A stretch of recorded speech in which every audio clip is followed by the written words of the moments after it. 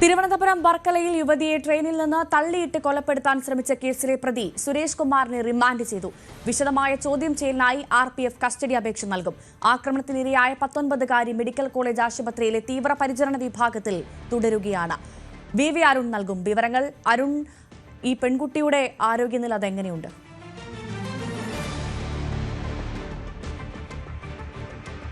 പെൺകുട്ടിയുടെ ആരോഗ്യത്തിൽ അതീവ ഗുരുതരമായി തന്നെ തുടരുകയാണ്. ഇപ്പോഴും വെന്റിലേറ്റർ സഹായം ഉണ്ട്.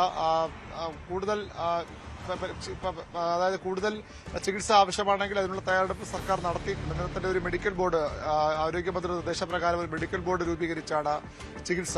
കുട്ടിയുടെ മാതാവ് ഈ ആശുപത്രിയിലെ ചികിത്സയിൽ അപാകതകളുണ്ട്, പോരായ്മകളുണ്ട്, വിശ്വാസമില്ല എന്ന ഒരു പ്രസ്താവന ഇന്നലെ ഉച്ചയോടുകൂടി നടത്തിയിരുന്നു. അതിനുശേഷമാണ് മെഡിക്കൽ കോളേജ് ആശുപത്രി സൂപ്രണ്ട് മാധ്യമങ്ങളെ കണ്ടത്. എല്ലാ തരത്തിലുള്ള ചികിത്സയും നൽകുന്നുണ്ട്. വീട്ടുകാരെ അക്കാര്യങ്ങൾ പറഞ്ഞ് ബോധ്യപ്പെടുത്തിയിട്ടുണ്ട്. പെൺകുട്ടിയുടെ നില അതീവ ഗുരുതരമാണ്. ഏതായാലും കഴിയുന്നത്ര മികച്ച ചികിത്സ തന്നെയാണ് കുട്ടിയെ കൊടുക്കുന്നത്. സർക്കാരിന്റെ ഒരു മേൽനോട്ടവും ഈ വിഷയത്തിലുണ്ട്. ആരോഗ്യമന്ത്രി തന്നെ നേരിട്ട് മെഡിക്കൽ ബോർഡ് രൂപീകരിക്കാൻ നിർദ്ദേശം നൽകുകയായിരുന്നു. അതുകൊണ്ട് തന്നെ അപകടനില തരണം ചെയ്തെന്ന് പറയാനായിട്ടില്ലെങ്കിൽ പോലും ആശുപത്രി പ്രവേശിപ്പിക്കുമ്പോൾ ഉണ്ടായിരുന്നതിന്റെ അത്ര ഗുരുതരാവസ്ഥയിലല്ല എന്ന് ആശ്വാസകരമായ വാർത്തകൾ കൂടി ആശുപത്രിയിൽ നിന്ന്. അരുൺ, ഈ പെൺകുട്ടിയെ ആശുപത്രിയിലേക്ക് എത്തിച്ച ആംബുലൻസ് ഡ്രൈവറുടെ പ്രതികരണം നമ്മൾ കേട്ടിരുന്നു. അതിൽ അദ്ദേഹം പറയുന്നുണ്ട് തലയ്ക്കും നട്ടലിനുമാണ് ഗുരുതരമായ പരിക്കേറ്റത്, തലയ്ക്ക് നല്ല ഇഞ്ചുറി ഉണ്ട് എന്ന് പറഞ്ഞിരുന്നു.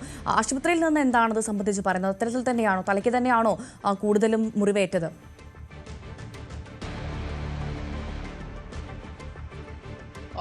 തലയ്ക്ക് തന്നെയാണ് പരിക്കേറ്റുള്ളത്. ട്രാക്കിലേക്ക് ചവിട്ടി തള്ളുകയായിരുന്നു. അതുകൊണ്ട് തലയിടിച്ചു തന്നെയാണ് പെൺകുട്ടി വീണത്. തലയ്ക്ക് തലച്ചോറിനടക്കം ആ തരത്തിലുള്ള ഗുരുതരമായ പരിക്കുണ്ട്.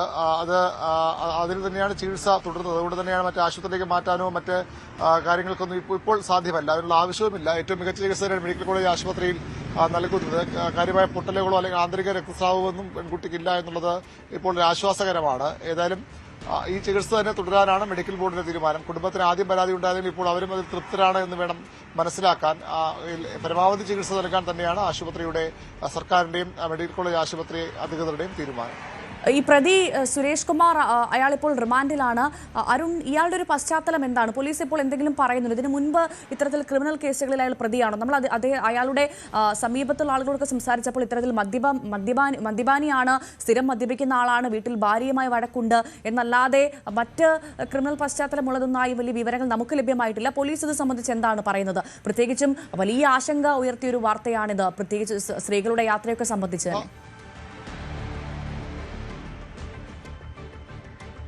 ഭവ്യ പറയുന്ന വിവരങ്ങൾ തന്നെയാണ് അതുമായി ബന്ധപ്പെട്ട് എനിക്കും ഉള്ളത്.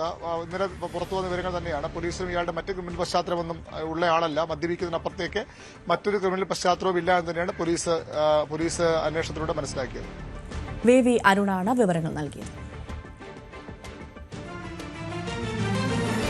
ശബരിമല സ്വർണ്ണപ്പാളി മോഷണ കേസിൽ പ്രത്യേക അന്വേഷണ സംഘം കസ്റ്റഡിയിൽ വാങ്ങിയ ഉണ്ണികൃഷ്ണൻ പോറ്റിയെ വിശദമായി ചോദ്യം ചെയ്യാൻ SIT.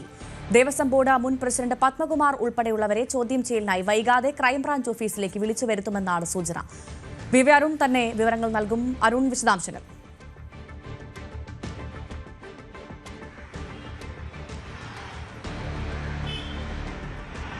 ഉണ്ണികൃഷ്ണൻ പോറ്റിയെ വീണ്ടും പോലീസ് കസ്റ്റഡിയിൽ ലഭിച്ചിരിക്കുകയാണ്, SITയുടെ കസ്റ്റഡിയിൽ ലഭിച്ചിരിക്കുകയാണ്. നേരത്തെ ദിവസങ്ങളോളം അയാളെ ചോദ്യം ചെയ്തു, തെളിവെടുപ്പ് നടത്തിയിരുന്നു. ഇനിയും വളരെ നിർണായകമായ ചില വിവരങ്ങൾ അയാളിൽ നിന്ന് അറിയാനുണ്ട്. ഇപ്പോൾ ഈ അന്വേഷണം അക്ഷരാർത്ഥത്തിൽ ഉന്നതരിലേക്ക് നീങ്ങുകയാണ്.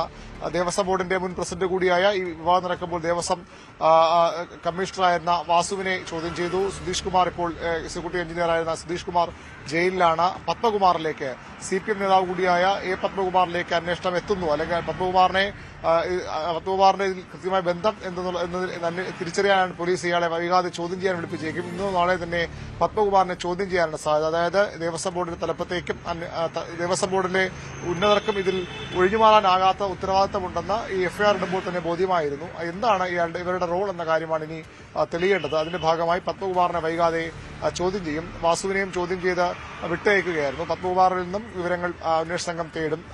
ഇയാൾക്ക് ഈ തട്ടിപ്പിൽ പങ്കുണ്ടെങ്കിൽ സ്വാഭാവികമായി നടപടിക്രമങ്ങളിലെ വീഴ്ച മാത്രമാണോ, അല്ലെങ്കിൽ ഈ തട്ടിപ്പിൽ സ്വർണം കടത്തിക്കൊണ്ടുപോകാൻ ഉണ്ണികൃഷ്ണൻ പോറ്റിയെ ബോധപൂർവ്വം നിയോഗിക്കുകയായിരുന്നു, അത് പങ്കുപറ്റിയിട്ടുള്ള കാര്യമൊക്കെയാകും പ്രധാനമായും അന്വേഷിക്കുക. അങ്ങനെ വന്നാൽ അത് വലിയൊരു വിവാദമായി മാറാനിവിടെയുണ്ട്. കാരണം CPM-ന്റെ പ്രധാന നേതാവാണ്. ഇപ്പോൾ ജില്ലാ കമ്മിറ്റി അംഗം മാത്രമാണെങ്കിലും CPM-ന്റെ സംസ്ഥാനത്ത് തന്നെ അറിയപ്പെടുന്ന നേതാക്കളിൽ ഒരാളാണ് പത്മകുമാർ. അയാൾ ഈ കേസിൽ ആ രീതിയിൽ നിലവിൽ പ്രതികരിക്കപ്പെട്ടിട്ടുണ്ട്. അതിനപ്പുറത്തേക്ക് എന്തെങ്കിലും ബന്ധമുണ്ടോ എന്ന കാര്യമാണ് ഇനി അറിയേണ്ടത്. ഉണ്ണികൃഷ്ണൻ പോറ്റിയെ പ്രധാന സ്ഥലങ്ങളിലെത്തി തെളിവെടുക്കേണ്ടതുണ്ട്. ശബരിമലയിൽ അടക്കം ഇയാളെ കൊണ്ടുപോയി തെളിവെടുക്കേണ്ടതുണ്ട്. ശബരിമല നട തുറന്നിരിക്കുമ്പോൾ അതിന് കഴിയില്ല, തിരക്കായിരിക്കും. സീസൺ ആരംഭിക്കാൻ പോകുന്നു 16-ന്. അതിനു മുമ്പ് സന്നിധാനത്തടക്കം ഇയാളെ കൊണ്ടുപോയി തെളിവെടുക്കാനും അന്വേഷണ സംഘം തീരുമാനിച്ചിട്ടുണ്ട്. വൈകാതെ ഇന്നോ നാളെയോ തന്നെ അത്തരം നടപടികളിലേക്കും അന്വേഷണ സംഘം കടക്കും. വളരെ പ്രധാനപ്പെട്ട ഘട്ടത്തിലൂടെയാണ് അന്വേഷണം മുന്നോട്ട് പോകുന്നത്.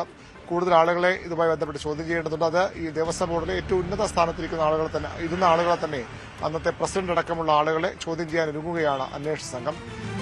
വലിയ രാഷ്ട്രീയ പ്രത്യാഘാതങ്ങൾ കൂടി ഉണ്ടാക്കാൻ പോകുന്ന ഒരു കാര്യമായി മാറുമെന്ന് ഉറപ്പാണ്. കാരണം പത്മകുമാറിനെ ഇതിൽ പ്രതി ചേർത്തത് സ്വാഭാവികമായും അന്ന് ദേവസ്വം ബോർഡിന്റെ ഉത്തരവാദപ്പെട്ട ആളെന്ന നിലയിലാണ്. അതിനപ്പുറത്തേക്ക് എന്തെങ്കിലും ഇടപെടൽ ഇയാളുടെ ഭാഗത്തുണ്ടായിട്ടുണ്ടെങ്കിൽ, തട്ടിപ്പിൽ ഇയാൾക്ക് പങ്കുണ്ടെങ്കിൽ അത് വലിയൊരു രാഷ്ട്രീയവാദമായി കേരളത്തിൽ മാറും. CPM-നെ പ്രതിരോധത്തിലാക്കാൻ പോകുന്ന വലിയൊരു വിഷയമായി മാറുമെന്നും ഉറപ്പാണ്. വി അരുണാണ് വിവരങ്ങൾ നൽകിയത്.